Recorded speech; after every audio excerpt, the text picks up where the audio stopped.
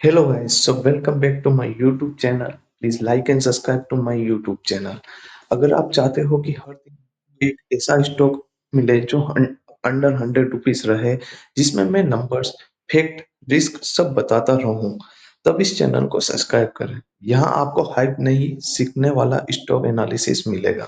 Okay, तो ये है day 8 of our 365 stocks under 100 rupees series. आज का स्टॉक है इंडियन ओवरसीज बैंक। ये एक ओल्ड पब्लिक सेक्टर बैंक जिसका प्राइस रेंज ने लास्ट 52 वीक्स में काफी स्विंग दिखाया है। अगर आप जानना चाहते हैं कि इसमें कौन सा पॉजिटिव है और क्या रीजन है कि लोग इस नजर डाल रखे हैं, तो सबसे पहले बात करते हैं इसका कंपनी की प्रोफाइल का। आईओबी जो है वो एक ओल्डेस्ट पब्लिक सेक्टर बैंक है और फाउंडेड इन 1937, मतलब 1937 से ये फाउंडेड है बाय चिदम्बरम, एम चिदम्बरम से, है ना। ओके, और सभी बैंकों की तरह ये भी बैंक 1969 में नेशनलाइज्ड हो गई थी और today it has pan India presence and served retails, corporates, agricultures and other banking sectors. Okay, so it makes this bank a very powerful strength for gaining profits and etc. Okay, so अब बात करते हैं इसके financials की। तो सबसे पहले number देखते हैं Q1।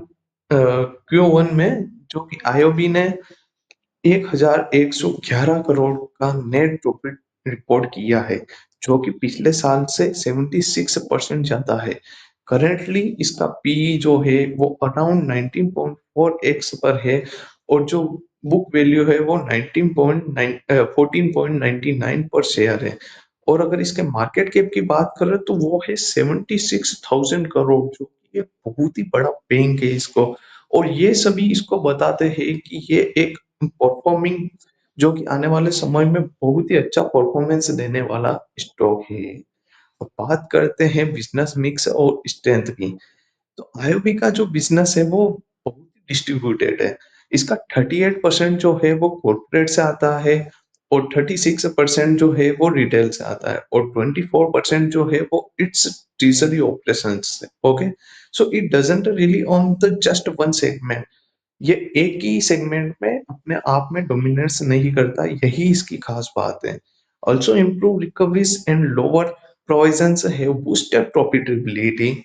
Public sector's banking gives it credibility and its widespread branches network, especially in rural area. इसका मतलब बैंक ने गांव में भी बहुत अच्छी पकड़ बना रखी है। अब रिस्क की बात करें तो देखिए, कोई भी स्टॉक रिस्क फ्री नहीं होता। IOP still carries having NPS, okay, so which required provisions, margins and interest rate covers need to be watched closely.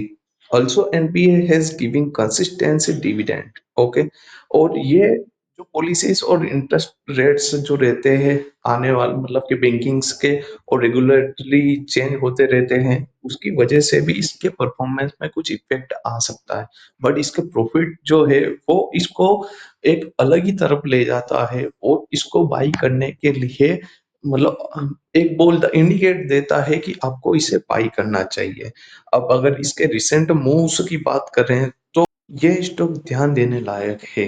जैसे कि बोर्ड ने 4,000 करोड़ की कैपिटल जो है वो Q3 में अप्रूव कर रखी है और the bank has engaged an external advisor to help sell out 12,000 crore of NPA. So जो कि एक गुड न्यूज है। और मतलब कि इसका हांगकांग में जो ब्रांच है वो 9 करोड़ का फाइन है एंटी मनी लॉन्ड्रिंग का, तो इस पर भी ध्यान देना चाहिए। बट इसके जो रिसेंट क्वार्टर ने नेट प्रॉफिट जंप दिखाई है, वो कि एक पॉजिटिव सिग्नल है जिससे हम इसे बाई कर सकते हैं। तो बात करें कि ये इतना इंटरेस्टिंग क्यों है। इस स्टॉक ने अभी just recently 52 weeks high gain किया है, जो कि 60 रुपीज पे था। और इसने एनएफसी जो है उसको इम्प्रूव, मतलब कि मैनेज करने का भी इसने काम किया है और इसने बहुत ज्यादा इम्प्रूव मार्जिन भी निकाले हैं। तो ये एक रिबाउंड पोटेंशियल से जिससे हम इसको बाई करने के लिए हम अपना पोटेंशियल रख सकते हैं इसमें भी। ओके, और public sector banks often receive government support during stress and With India's banking reforms and economic growth, IBA has a shot at riding a recovery wave. Okay, so that's why I am going to tell you, please subscribe my channel and share to your friends. Okay, क्यों? क्योंकि यहाँ पे सारे stock जो रहते हैं वो 100 rupees से नीचे रहते हैं, और मैं इसका मतलब कि पूरा एनालिसिस करता हूँ, इसका नंबर्स, इसके स्ट्रेंथ, इसकी रिस्क क्या है, वो सभी बताता हूँ।